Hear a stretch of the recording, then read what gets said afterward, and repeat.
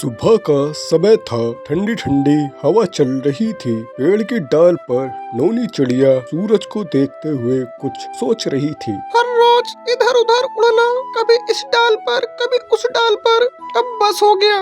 मुझे भी अपना एक पक्का घर चाहिए। इतना कहकर उसने गहरी सांस ली। उसी वक्त नीचे से आवाज आई, माँ, आज फिर जल्दी उठ गई। कोई नया प्लान है आज क्या? हाँ बेटा, आज से हम अपना खुद का घर बनाएंगे। सच में माँ, हमारा खुद का घर होगा? सच माँ, हमारा खुद का घर जिसमें मेरी अलग जगह होगी। तभी पास वाले पेड़ से हीरा कौवा आया। अरे नोनी, आज बड़े खुश लग रही हो, कहीं लॉटरी तो नहीं लग गई? लॉटरी नहीं, सपना पूरा होने जा रहा है। मैं घर बनाने वाली हूँ। घर? वो भी तुम? अरे बहन, घर बनाना कोई चोंच का काम नहीं। इतना में पीछे से चमेलन की आवाज आई, किसकी हिम्मत हो रही है घर बनाने की और मुझे बताया तक नहीं। अरे भाग्यवान, तुम्हारी पड़ोसन नोनी चिड़िया घर बना रही है। पहले घर की जगह वो ढूंढो, वरना आधा मेरा आंगन कब्जा कर लोगी। घर ऐसा बनाऊंगी कि किसी को शिकायत का मौका नहीं मिलेगा। घर बनाने की शुरुआत। सबसे पहले सबने मिलकर एक जगह चुनी। एक बड़ा नीम का पेड़ जिसकी शाखाएं मजबूत थी। माँ, नीम का पेड़ सुरक्षित रहेगा, हवा भी कम लगेगी और यहाँ से सूरज भी अच्छा दिखेगा। काम शुरू हुआ। पवन तिनके लाने लगा। छोटी हीरी पत्ते चुनने लगी और नोनी चिड़िया सबको सही जगह पर जमाने लगी। तभी तोता आया। घर बन रहा है क्या? वाह, मुझे भी कुछ काम दे दो, खाली बैठ बैठ कर बोर हो गया हूँ। तो ठीक है, तुम भी मजबूत तिनके लाओ। समझो काम हो गया। लेकिन जैसे ही आधा घर बना, तेज हवा चलने लगी। माँ, घर टूट तो नहीं जाएगा? जब इरादे मजबूत हो तो तिनके भी दीवार बन जाते हैं। सबने मिलकर घर को और मजबूत किया। हीरा कौवा भी चुपचाप कुछ सूखी टहनियाँ ले आया। लो, ये रख लो। मजाक अलग, लेकिन पड़ोसी का घर गिरते देखना अच्छा नहीं लगता। नोनी चिड़िया ने मुस्कुराकर धन्यवाद कहा। शाम तक चिड़िया का सुंदर सा घर तैयार हो गया। छोटी सी खिड़की, अंदर नरम पत्ते और बाहर से सुरक्षित। माँ, ये तो महल जैसा लग रहा है। अब हमें इधर उधर भटकना नहीं पड़ेगा। घर सिर्फ दीवारों से नहीं बनता बेटा, साथ और मेहनत से बनता है। पास खड़े सब पक्षी ताली जैसी आवाज निकालने लगे। और सबसे अच्छी बात, मिलकर बनाया गया है। चलो मान लिया, घर बढ़िया बना है। नोनी चिड़िया अपने नए घर के दरवाजे पर खड़ी होकर आसमान की ओर देखती है। आज सपना पूरा हुआ और कल इससे भी बड़े सपने होंगे। नोनी चिड़िया, जो कि अपने जंगल की सबसे अमीर चिड़िया थी, सब उससे मदद मांगने आते थे और कुछ पंछी जो कि उससे चिढ़ते थे और उसके साथ भी रहते थे। और दूसरी तरफ बचा पवन, जिसे सब पता था कि कौन कैसा है। मेरे घर वाले भी कैसे हैं, जिसे अपना समझना चाहिए उसे अपना नहीं समझते, और जो अपने नहीं उसे सगे से ज्यादा पूछते हैं। पवन, आवाज आ रही है, थोड़ा सीख ले बाहर वालों से, कैसी बात करनी चाहिए कैसी नहीं। अरे छोड़ो नोनी, मुझे थोड़े पैसे चाहिए थे। किस लिए? क्या हो गया? कुछ नहीं, वो चमेलन की थोड़ी तबीयत खराब है, उसके लिए। ठीक है, कितने चाहिए ये बताओ। ज्यादा नहीं, बस 10,000 दे दो। हेरा अंकल, क्या प्राइवेट हॉस्पिटल में इलाज कराओगे चमेलन आंटी का, जो इतने पैसे चाहिए आपको? पवन चुप, थोड़ा सीख लो कैसे बात करते हैं। उसकी हालत कैसी होगी जब बीतेगी तुम पे, जब पता चलेगा। मुझे सब पता है, कौन कैसा है कैसा नहीं। अरे छोड़ो, ये तो ऐसा ही है। ये लो 15,000। अरे मैंने तो सिर्फ 10,000 मांगे थे। अरे क्या पता आगे और जरूरत पड़ जाए, तुम इतने रखो, वरना आओगे चमेलन को छोड़ के। अच्छा नहीं लगता उन्हें अकेला छोड़ो। तुम कितनी अच्छी हो माँ, मेरे कल पैर में चोट लग गई थी, कपड़ा लपेटा हुआ है, पट्टे करवानी थी, अभी तक नहीं करवाए, तो मुझे भी कुछ पैसे दे दो, जिससे कि पट्टे करा लूं पैर पे? जो मैंने पिछले साल 100 रुपए दिए थे उसका क्या हुआ? खर्चा कर दिया। लेकिन माँ, वो 100 रुपए कब तक चलेंगे? पवन, जिसे सब पता था क्या गलत हो रहा है क्या नहीं, लेकिन वो क्या करे। इस जमाने में उसका ही सिक्का चलता है, जो सिर्फ दूसरों के बारे में सोचे, अपनों के नहीं। क्या हुआ पवन? अरे कुछ नहीं। आज फिर माँ ने कुछ कहा? वहीं पास से हीरा गुजरता है शराब पीता हुआ, और वो क्या देखता है कि चम्मेलन पार्टी कर रही है। देख रही हो छोटे हीरे, यह है कलयुग। जो अपना सगा होता है उसे अपना सगा मानते नहीं, और बाहर वालों को भगवान मानकर उनकी पूजा की जाती है। अच्छी बात है, मानो उन्हें भगवान, देखो उनकी तकलीफ, लेकिन उनकी जो सच में तकलीफ में हो। ये जो है झूठ बोलकर पैसे लेकर चले जाते हैं, वापस भी नहीं देते। और मैंने माँ से 100 रुपये मांगे तो मुझे डांट के भगा दिया और हिसाब मांगने लगे। कोई बात नहीं, तो अपनी माँ को कहो ना, लाओ उन्हें ये सच दिखाओ। तुम अभी नहीं हो, तुम्हें नहीं पता, तो मैं एग्जाम्पल के तौर पे दिखाता हूँ। चलो। छोटी हीरी और पवन नोनी चिड़िया के पास जाते हैं और कहते हैं, माँ, हीरा अंकल शराब पी रहे हैं उन पैसों की जो आपने दिए थे उन्हें। सच बोल लिया करो या हमेशा चुगलखोर बनेगा। जो अभी मैंने पेड़ खरीदा है उस पेड़ की सफाई कर जाकर। फिर क्या, पवन वहाँ से मुंह लटकाकर चला गया पेड़ की सफाई करने। अरे यहाँ तो तुम्हारे साथ बहुत बदसलूकी होती है। फिर अगले दिन हीरा अपने बेटे मिंटू को लेके आता है काम के लिए नूनी चिड़िया के पास। नोनी, इसे अपने पास किसी काम पे लगा लो। अरे हीरा भाई, ये भी कोई कहने की बात है? मेरे बेटे जैसा है, इसे एक पेड़ दे ही देती हूँ, जिससे कि उस पेड़ पर जो फल होंगे वो बेच लेगा और अपनी जिंदगी बनाएगा। तुम कितनी अच्छी हो। दूसरी तरफ पवन पेड़ की सफाई कर रहा था, एक तरफ मिंटू फल बेच रहा था। फिर आगे, अरे पवन, इधर भी झाड़ू लगा दे। क्या हुआ, एक पेड़ की रखवाली और साफ सफाई की जिम्मेदारी भी नहीं ले सकते? अरे तेरा काम है साफ सफाई करना, समझा? पवन गुस्से में आकर वहाँ से चला जाता है माँ के पास। माँ, आज मिंटू ने मुझे सफाई करने के लिए बोला। तो क्या हुआ, कर देते। माँ, आप ये कैसी बात कर रही हो? पवन देखो, सारा काम अपना है, उसे करवाने का तरीका होना चाहिए, समझे? अगले दिन पवन ने बदला लेने के लिए मिंटू से साफ सफाई के लिए कह दिया। मिंटू नोनी चिड़िया के पास गया। अरे आंटी, पवन ने मुझसे झाड़ू लगाने के लिए कहा। पवन, तुम्हारी हिम्मत कैसे हुई इससे झाड़ू लगवाने की, कहने की? तुम्हारे अंदर अक्ल है जरा सी? किससे क्या कहना चाहिए क्या नहीं? बस माँ, मैं क्या करूँ? अपने ही घर में मुझे कुछ बोलने का हक नहीं। मुझे घर का नौकर बना रखा है और दूसरों की तुम पूजा करते हो। आखिर क्या है दूसरों में जो उन्हें ही पूछते हो, उन्हें ही अपना सब मानते हो, तो उन्हें ही घर में रख लो ना। पवन, बस बहुत हुआ, अब यहाँ से चला जा। तेरे लिए यहाँ पर कोई जगह नहीं है, समझे? ठीक है, मैं जा रहा हूँ। यहाँ इतनी मेहनत करता हूँ, बाहर जाकर छोटा मोटा काम करके अच्छे से जिंदगी बिताऊंगा। फिर क्या, नोनी दूसरों में अपना परिवार देखते देखते अपना परिवार खो दिया। उसका पछतावा उसे आगे तक याद रहा। तो बच्चों, कभी भी अपनों के साथ ऐसा ना करें। जब तक अपने साथ नहीं होंगे वो घर घर नहीं होता, और जहाँ बाहर वालों को तुम अपनों से बढ़कर मानोगे वहाँ ऐसी दिक्कत आती है जो कि बहुत दुख पहुँचाती है। धन्यवाद।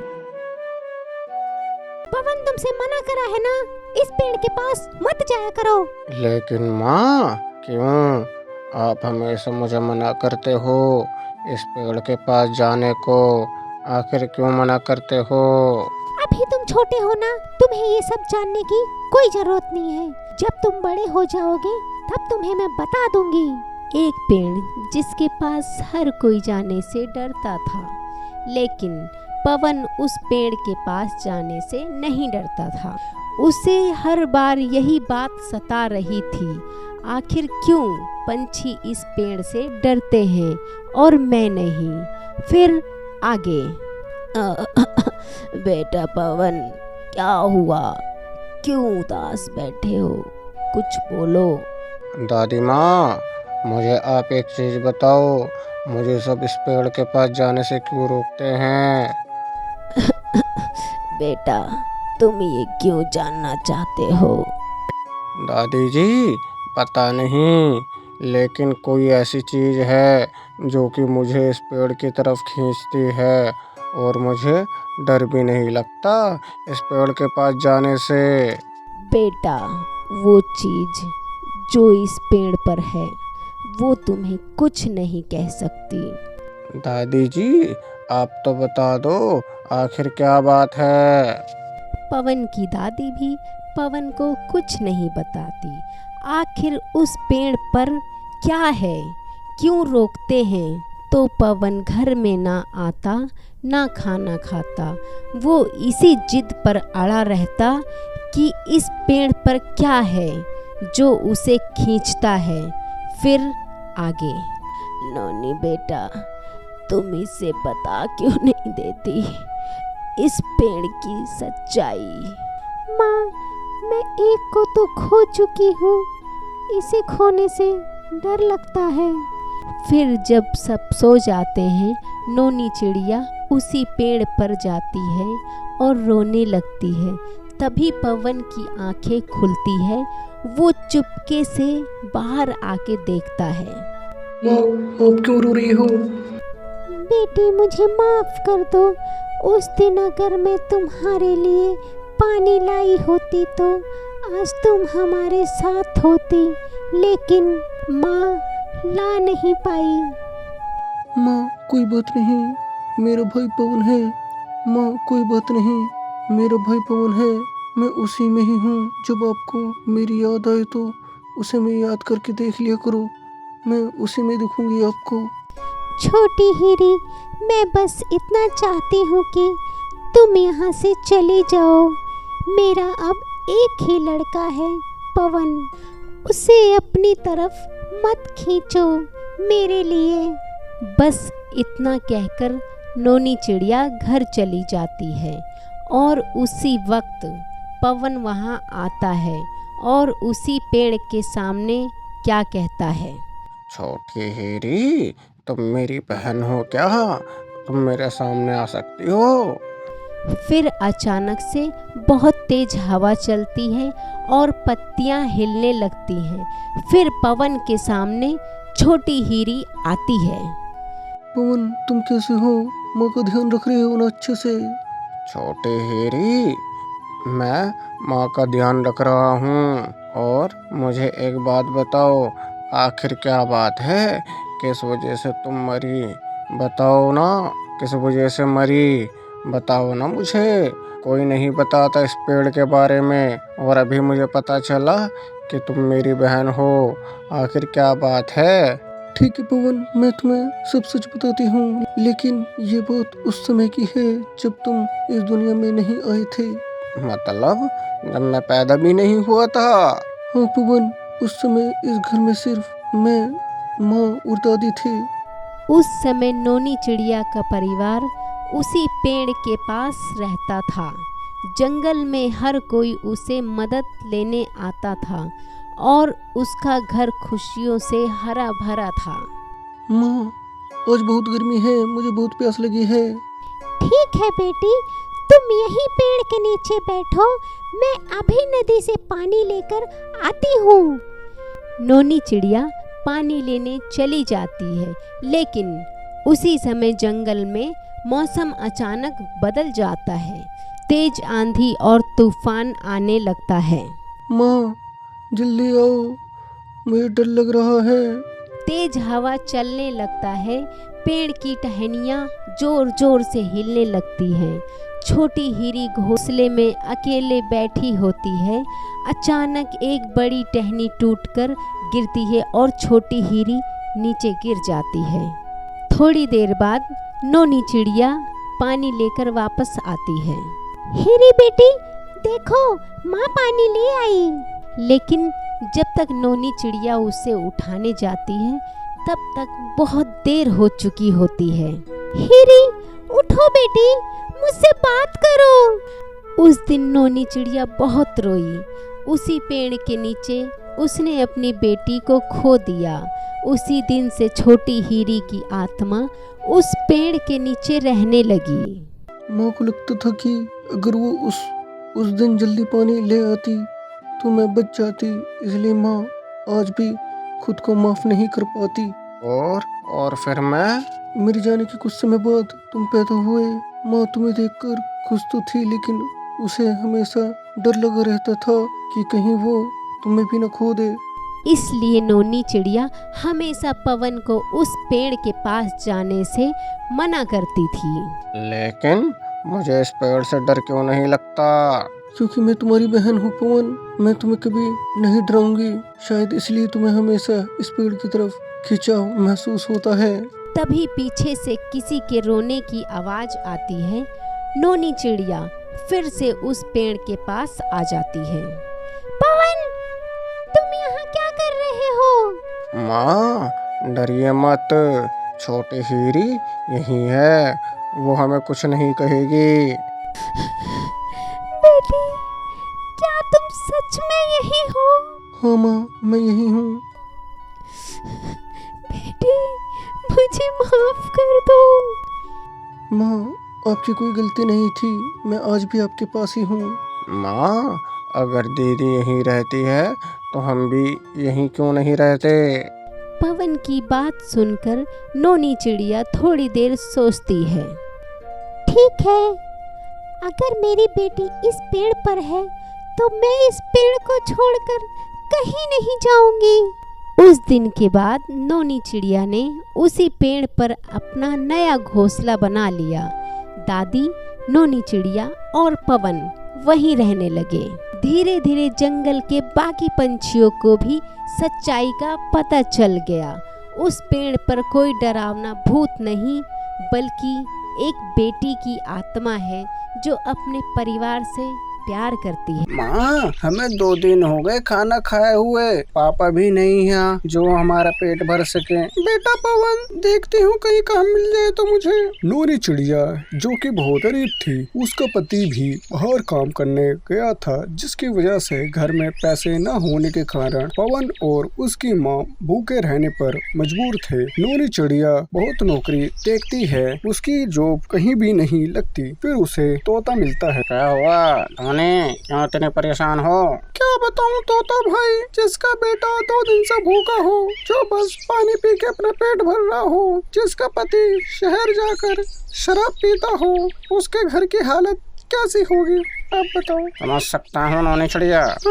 बाकी खाना वाना चाहिए या पैसे चाहिए तो मुझे बताओ। भीख नहीं चाहिए मुझे किसी की। नानी फिलहाल तो तुम ये पैसे रखो और मैं बात करता हूँ कहीं तुम्हारे काम की। लेकिन ये पैसे ले लो, मुझे किसी की भीख नहीं चाहिए। नानी ये भीख नहीं है, पड़ोसियों का फर्ज है। जब तुम काम करने लगोगे तब मुझे लुटा देना पैसे। अगर काम नहीं लगा फिर कैसे लुटाऊंगे पैसे? कर्जे में तो डूब जाऊंगे फिर मैं। कोई बात नहीं, जब कभी तुम्हारे पास पैसे हो तब दे देना, और ऐसा तो नहीं कि पूरी जिंदगी भर तुम्हारे पास पैसा ना हो। ठीक है तोता भाई, और हाँ अगर कोई काम हो मुझे बता दो, मुझे घर चलाना है अपना। ठीक है, मैं पता करके बताता हूँ।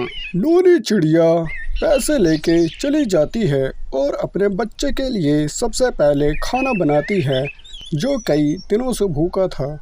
माँ सच्ची खाने का इतना सुख प्राप्त आज हुआ, इतना आनंद आ रहा है आज खाना खाने में। बेटा वो कहते हैं ना, खाने खाने का मजा तभी है जब भूख कस के लगी हो और सामने हमारा मनपसंद का खाना हो। माँ ये पैसे किससे लेके आए तुम? बेटा काम के लिए गई थी, फिर ऐसे कहीं बैठ गई, फिर तोता आया उसने पैसे दे दिए। माँ अब उन्हें पैसे कब लौटाओगे तुम? बेटा जब पैसे आ जाएंगे तब लौटा दूंगी। नूरी चिड़िया और पवन बात करते करते सो जाते हैं। उधर तोते की मुलाकात हीरा से होती है। अरे मेरा भाई क्या हाल है? बढ़िया, तुम बताओ तोता। बढ़िया, बस काट रहे हैं टाइम। अरे तोता, एक काम था तुमसे। मुझे घर में सफाई करने वाली चाहिए, कोई है तुम्हारी नज़र में तो बताओ। हाँ है, मैं भी तुमसे ये पूछने वाला था। अच्छा, अरे हमारे घर के बराबर में है, वो काफ़ी गरीब है, 2 दिन से कुछ नहीं खाया था। मेरी थी बहुत गरीब है वो, और उसे काम दे दो तो बहुत बड़ा पुण्य का काम होगा तुम्हारे लिए। कोई बात नहीं, कल भेज देना घर पर। ठीक है। तोता नूनी चिड़िया की बात कर लेता है। यही बात बताने वो नूनी चिड़िया के घर जाता है। आगे नोनी चिड़िया, तुम्हारी बात कर ली काम की, ये लो कार्ड, इसके घर चले जाना, साफ सफाई का काम है। शुक्रिया तोता भाई। अरे पड़ोसी ही पड़ोसी का काम आता है। मैं इनसे जाके मिलती हूँ। नूनी चिड़िया हीरा से मिलती है। फिर हीरा भाई, मुझे तोता भाई ने भेजा है काम के लिए। हाँ, मैं नहीं कहा था उससे। देखो तुम्हें इस घर की साफ सफाई करनी है डेली। और हाँ, घर में कौन कौन है तुम्हारा? मेरे घर में मेरा एक बेटा है और मैं, बस। पढ़ाई करता है वो या नहीं? नहीं। कोई बात नहीं, उसे यहाँ पढ़ने के लिए भेज देना। और ये लो तुम्हारा एडवांस। हीरा भाई, ये उपकार मैं आपका कैसे चुकाऊंगी? आप जैसे अगर हर कोई हो तो कोई भूखा ना मरे। रो क्यों रही हो? रो क्यों रही हो? मैं तो अपना फर्ज निभा रहा हूँ। जाओ चलो जल्दी काम करना शुरू कर दो। ठीक है? ठीक है हीरा भाई। फिर क्या, नूरी चिड़िया को काम मिल जाता है और उसके बेटे की भी पढ़ाई शुरू हो जाती है, जिसकी वजह से उसे एक अच्छी नौकरी मिल जाती है। उनके घर में भी किसी चीज की दिक्कत नहीं थी। वो कहते हैं जब भी तुम्हें कोई दिखे और लगे कि इसकी मदद करनी चाहिए तो मदद कर दो। सोचो मत, क्योंकि सोचते सब हैं लेकिन करता कोई नहीं।